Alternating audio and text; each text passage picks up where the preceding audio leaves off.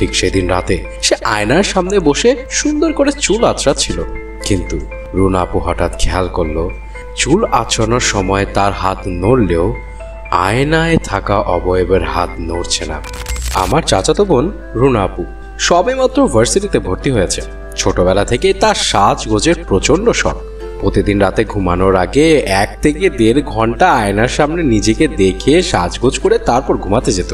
এই দেখে তার মা প্রতিদিন রাতে তাকে বলতো, এই রুনা, এত রাত পর্যন্ত আয়না দেখতে হয় না, অমঙ্গল হয়। কিন্তু কে শুনে কার কথা।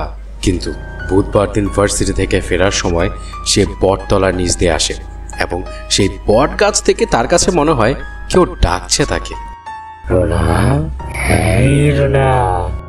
কিন্তু বিষয়টাকে সে পরোয়া না করে চলে আসে বাসায়। ঠিক সেদিন রাতে সে আয়নার সামনে বসে সুন্দর করে চুল আঁচড়াচ্ছিল। কিন্তু রুনা আপু হঠাৎ খেয়াল করলো চুল আঁচড়ানোর সময় তার হাত নড়লেও আয়নায় থাকা অবয়বের হাত নড়ছে না। এমনকি যখন সে নিজের হাত নড়ানো বন্ধ করে দেয় তখন সে অবয়ব 2 আঙুল দেখিয়ে তাকে কিছু বলার চেষ্টা করে, কিন্তু সে বুঝতে পারছিল না সে অবয়ব কি বলার চেষ্টা করছে।